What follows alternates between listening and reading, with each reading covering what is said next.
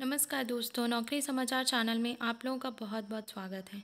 बात करते हैं केंद्रीय कर्मचारियों के बकाया 34,402 करोड़ रुपए का भुगतान। सरकार की स्थिति की बात करें तो क्या बयान निकलकर सामने आया है, इस पर गौर कर लेते हैं। तो चलिए, अगर चैनल पे फर्स्ट टाइम विजिट कर रहे हैं तो डेफिनेटली आप लोग चैनल को ज़रूर सब्सक्राइब कर लीजिएगा।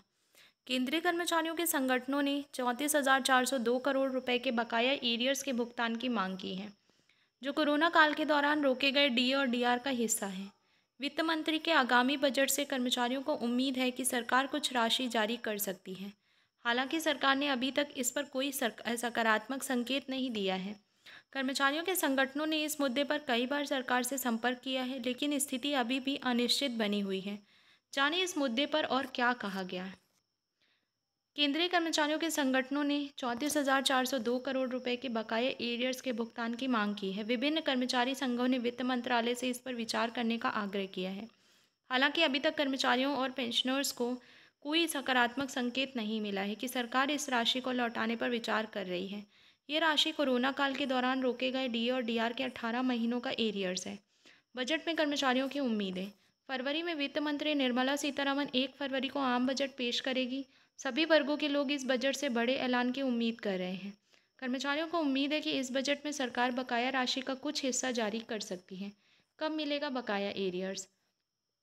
कर्मचारियों की मांगें। सरकारी कर्मचारी और पेंशनर लंबे समय से 18 महीने के डी और डीआर के एरियर्स के भुगतान की मांग कर रहे हैं। केंद्र सरकार ने इस मांग को स्वीकार किया है, लेकिन कहा है कि वर्तमान में एरियर्स का भुगतान संभव नहीं है।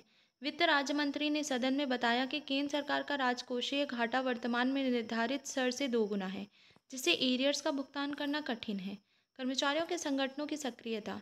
National joint council of action के वरिष्ठ सदस्य सी श्री कुमार ने बताया कि कोरोना काल में रोके गए 18 महीने के डीए और डीआर के भुगतान के लिए संघर्ष जारी है।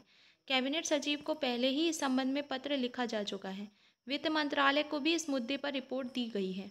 सुप्रीम कोर्ट का निर्णय। केंद्र सरकार ने सुप्रीम कोर्ट के फैसले का भी हवाला दिया है, जिसमें कहा गया है कि ऐसे मामलों में कर्मचारियों को बकाया एरियर्स का भुगतान 6% ब्याज के साथ करना होता है। सरकार ने जनवरी 2020 से जून 2021 तक डीए और डीआर की 3 किस्तें रोक दी थी। बकाया एरियर्स के लिए विकल्प।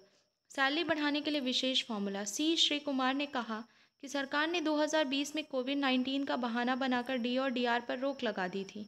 कर्मचारियों के संगठनों ने सरकार को कई विकल्प सुझाए हैं, जिसमें एरियर्स का एक साथ भुगतान भी शामिल है। कर्मचारियों की निराशा। National mission for old pension scheme Bharat के अध्यक्ष मनजीत सिंह पटेल ने कहा कि 18 महीने के बकाया डी और डीआर का एरियर्स कर्मचारियों का हक है।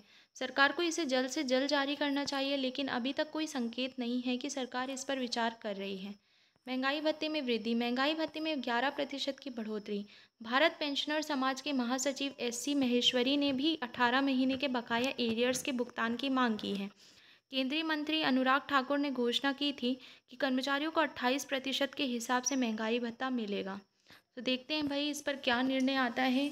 जो डीए एरियर्स हैं, जो कोरोना काल का अभी तक गवर्नमेंट एम्प्लॉयज़ को नहीं दिया गया है, सो इस पर बहस समय समय पर चलती रहती है, और ये कब तक आएगा कि नहीं आएगा, और भी कुछ ऐसी अपडेट्स आएंगी ना, तो समय समय पर इस चैनल के माध्यम से आपको देखने के लिए डेफिनेटली मिलती रहेंगी। तो और भी ऐसी वीडियोस के लिए आपको क्या करना है, चैनल से जुड़ जाना है और चैनल को सब्सक्राइब कर लेना है। तो चलिए मिलते हैं अगली वीडियो में। जब तक के लिए जय हिंद, जय भारत।